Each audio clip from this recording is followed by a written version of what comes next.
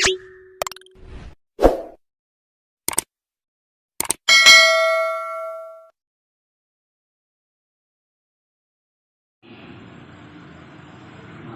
mungkin kita datang ke masjid ini wa tazawwadu fa inna khairal zadi taqwa, mencari bekal.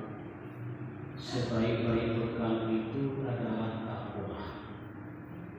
Jadi dengan kita mengisi hidup kita ini, insya Allah kita dalam keadaan naungan hidayah dan maghfirah dari Allah Subhanahu wa Ta'ala serta ampunannya.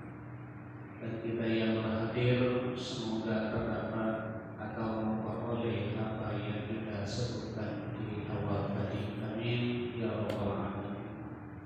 Kemudian salawat dan salam kita sampaikan ke pangkuan alam Nabi kita Muhammad sallallahu alaihi wasallam, di mana beliau beserta keluarga dan sahabat-sahabat telah berjuang mempertahankan kalimat la ilaha illallah Muhammadur Rasulullah sallallahu alaihi wasallam, beserta keluarga, beserta sahabat, beserta kaum tabi'in dan tabi'in yang bisa dipercaya, dan sampai kepada kita pada saat sekarang ini. Semoga kita itu memperoleh syafaat dari beliau pada akhir nantinya. Amin ya rabbal alamin. Bapak Imam, bapak-bapak, ibu-ibu sidang jamaah yang saya hormati, buat kali ini mungkin kita berkisar tentang masalah ibadah.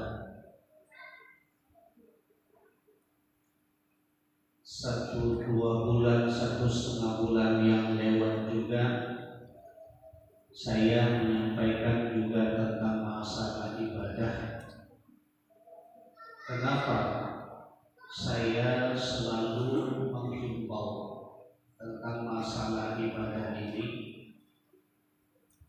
Ibadah ini merupakan sebuah pegangan dan tanda Allah mengenal kita sebagai seorang hamba, atau tanda perbeda antara orang yang beriman dan orang yang ingkar.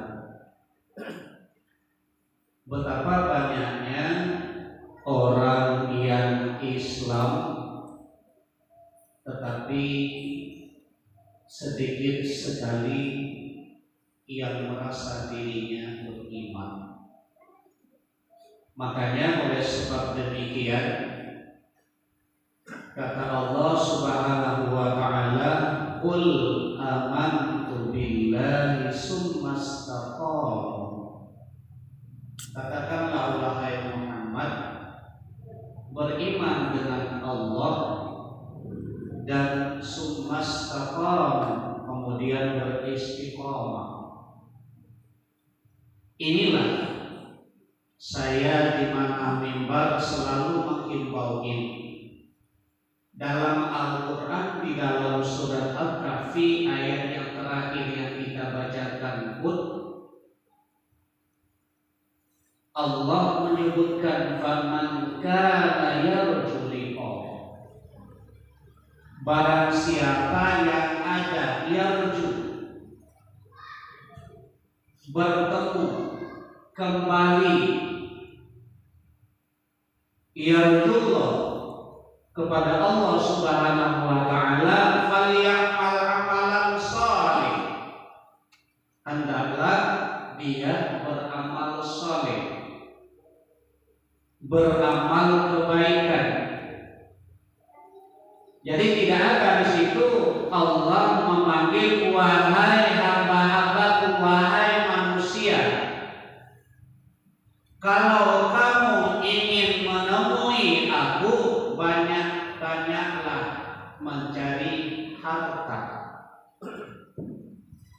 atau perbanyaklah istrimu, atau perbanyak anakmu, atau bangun toko gedung-gedungmu, rumah bangun yang bagus. Tidak. Malahan di dalam ayat yang lain, ya ayyuhalladzina amanu, wahai orang-orang yang beriman, la tulhikum. Ini la tulhikum, jangan ada di antaramu,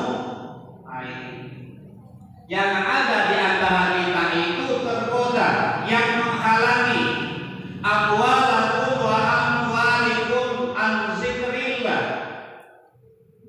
harta, anak, istri dan lain sebagainya menghalangi kita untuk mengingat kepada Allah Subhanahu wa ta'ala. Tidak.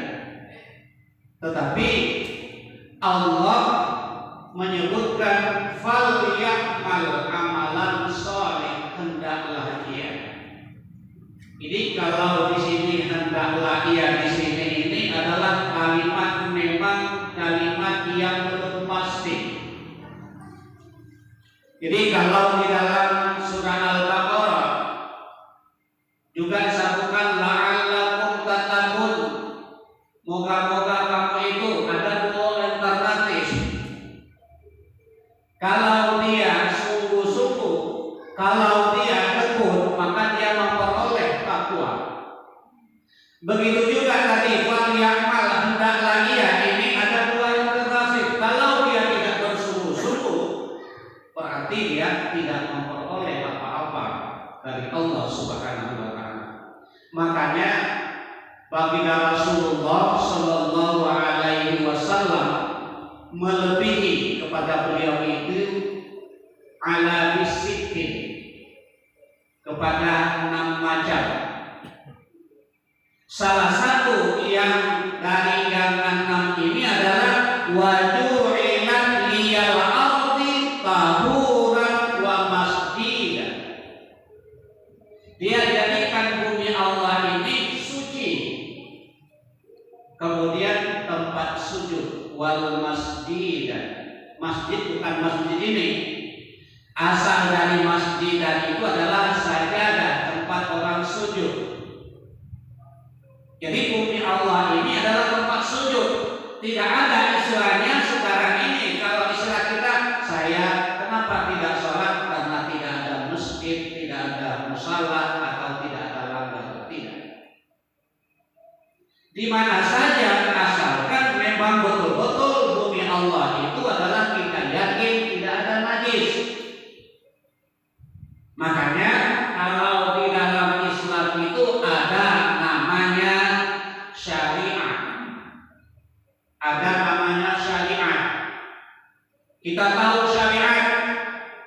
Syariat itu syarat yang sah batalnya kita melaksanakan semua perintah, apakah dalam bersuci, apakah di dalam sholat dan lain sebagainya.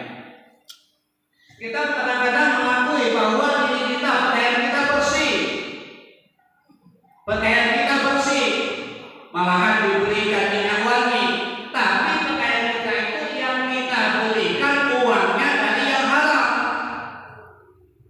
Memang secara lahiriahnya itu memang bersih, itu jangan harap ibadah kita diterima oleh Allah Subhanahu wa ta'ala.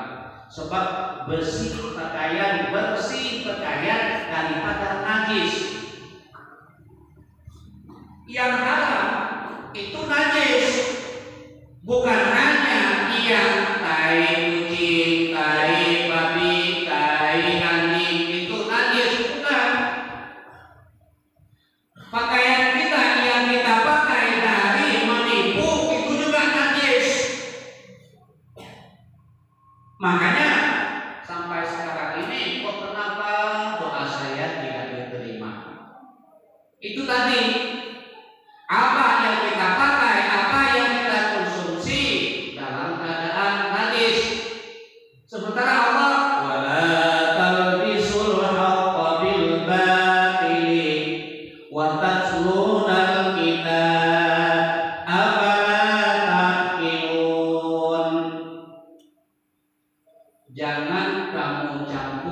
yang hak dengan yang batil, sementara kamu itu ada pedoman Al-Qur'anul Karim dan kitab sunnah Rasul.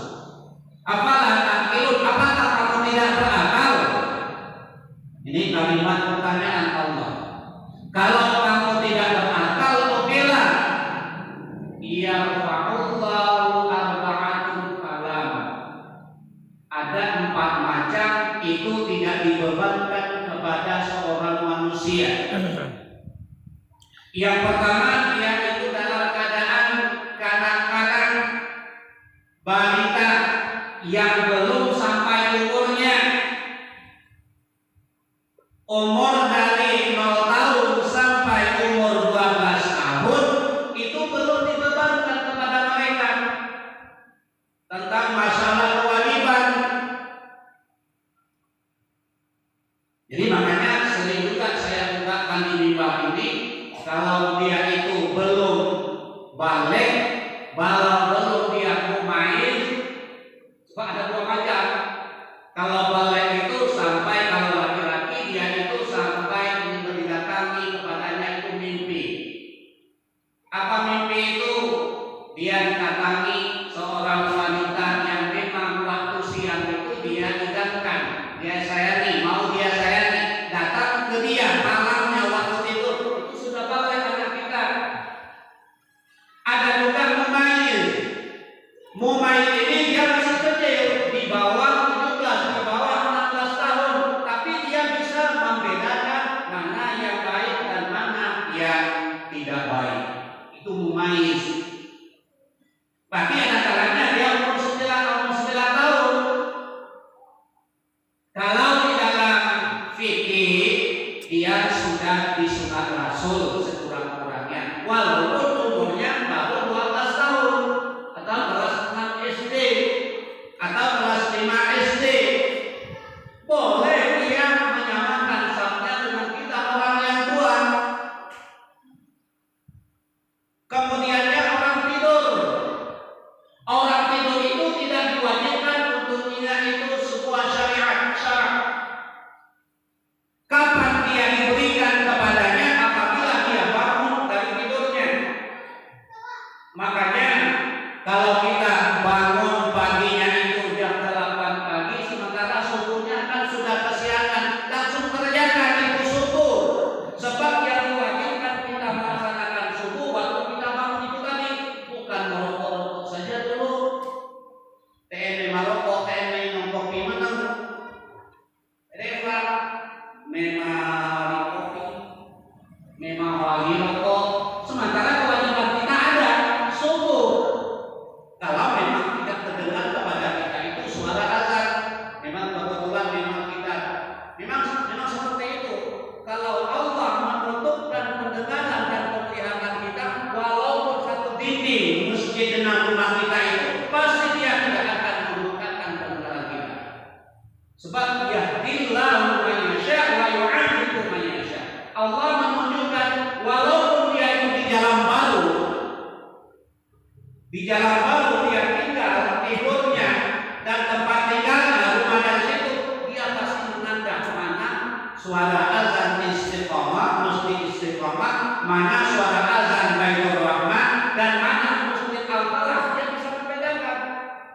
Itu kalau Allah membuka hidayah. Kalau dia tidak membuka hidayahnya, hidayah Allah kepada kita, tidak terdengar suara azan, baru kita bangun jam 8 pagi. Jam 8 bangun, langsung ke belakang ambil wudhu, langsung salat subuh, tidak jadi masalah. Sebab yang diwajibkan kita melaksanakan salat subuh itu waktu kita bangun dari tidur itu tadi. Wajib. Tema minum kopi menang, tema wangi rokok. Ini penting dulu rokok daripada melaksanakan perintah itu tadi. Kenapa demikian? Karena dia tidak tahu. Lebih penting lagi rokok, lebih penting lagi kopi ketimbang dia melaksanakan salat subuh 2 rakaat. Ada yang melaksanakan, ada yang melanggar demikian. Ada. Kemudiannya yang ketiga, orang mabuk, salah makan, bukan minum minuman tua-tua. Ini kadang-kadang kata Ustaz Abdul Rauf, oh enggak apa-apa kita main minum tua. Kenapa mabuk katanya? Orang mabuk itu salah makan, umpamanya dia makan ikan darah gigi. Kenapa dia makan darah gigi itu ada mabuk ikan itu? Karena dia sering makan batu yang beracun. Makanya dia makan mabuk dia. Waktu ketika itu zuhur dia tidak bangun. Apa dia sadar? Jam 3 sore. Waktu dia bangun itu sadar itu sehat itu, makanya dia kerjakan terus untuk melaksanakan salat zuhur. Walaupun sudah hampir waktu salat asar. Begitu bentuknya. Kemudiannya yang keempatnya orang umur. Orang gila itu tidak diwajibkan kepadanya. Apakah dia sholat, apakah dia puasa, apakah lain sebagainya, tidak wajib. Dia bertekad, bagaimana hukumnya kalau dia mati seperti itu? Ya matinya mati dalam keadaan husnul khatimah. Tapi coba kita lihat, memang jarang orang meninggal dalam keadaan gila itu. Kenapa? Karena mungkin dia gila itu apa penyebab dia gila itu?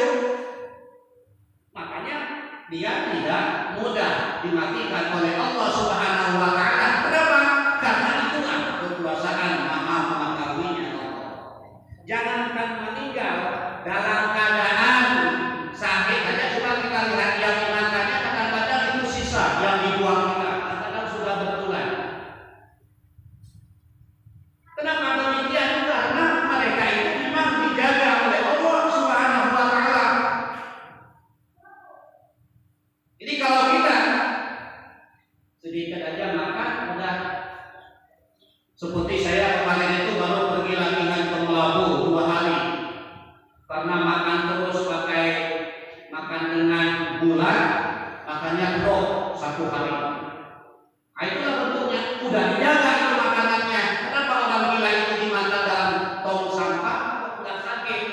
Itu udah dijaga oleh Allah Subhanahu wa taala. Mau jadi seperti itu, ya janganlah melaksanakan sholat atau janganlah melaksanakan perintah yang diperintahkan oleh Allah. Jadi kita jangan marah, oh dia udah jadi ibadah. Itu aja.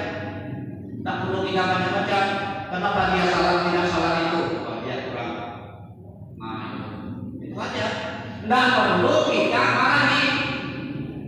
Tidak perlu kita merepek. Kalau kita merepek dia sudah berbuat dosa, kita terlibat juga. Makanya itu aja husnul kesan saja kita. Jadi kaum muslimin sidang jamaah yang dirahmati Allah Subhanahu wa taala, Rasulullah min husnil islamil mar'i tarkuhu ma la ya'nihi. Sebaik-baik Islam itu adalah orang yang meninggalkan yang tidak penting untuk dirinya, yang tidak ada manfaat. Yang tidak manfaat kepada kita hendaknya kita tinggalkan. Apa yang tidak manfaat? Banyak ngomong. Man kana yu'minu billahi wal yawmil akhir falyaqul khair aw liyasmut. Barang siapa yang beriman dengan Allah dan hari akhir, falyaqul khair, hendaknya dia berucapkan dengan yang baik-baik, atau aw liyasmut, hendaknya dia diam. Apalagi kadang-kadang kita di-raise up, kadang-kadang kalimat-kalimat memang kalimat yang tidak sesuai lagi di dalam ajaran Islam. Itu untuk apa? Menyakiti hati orang Islam. Walaupun dia berbuat kesalahan, tapi kita jangan lagi menyakiti orang itu lagi. Biarlah dia menyakiti kita, asalkan kita tidak menyakiti dia. Itu yang lebih baik di sisi Allah Subhanahu wa taala. Jadi min husnil Islam mar'i taquruhu ma la ya'ni. Tinggalkanlah apa yang tidak bermanfaat. Insyaallah kita itu selalu dijaga oleh Allah Subhanahu wa taala. Kenapa? Waliullah, ulama-ulama yang terdahulu berkah ilmunya. Kadang-kadang dia mengamalkan hanya surat ikhlas saja. Tapi kenapa berkah umurnya? Karena dia tidak macam-macam. dia ambil, dia amalkan itu sebanyak mungkin, dia tidak akan menyebut menghibah kepada orang lain. Mudah-mudahan apa yang saya sampaikan ini berguna kepada kita, terutama kepada diri saya sendiri dan kepada bapak-bapak dan ibu-ibu. Semoga kita itu sesuai dengan doa kita, Allahumma ahyina, Allahumma ahyi ala Islam.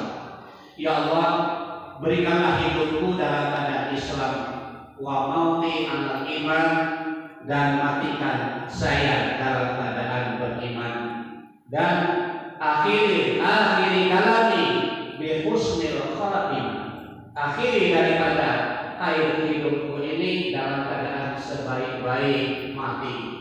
Ya ayyatuhan nafsul mutmainnah, irji'i ila rabbiki radiyatan mardiyah, fadkhuli fi ibadi wadkhuli jannati. Wahai jiwa yang tenang, kembalilah kepada Rabbmu dan masuklah ke dalam golongan hamba-hambaku dengan keredaanku dan kesukaanmu, dan masuklah kamu ke dalam surgaku.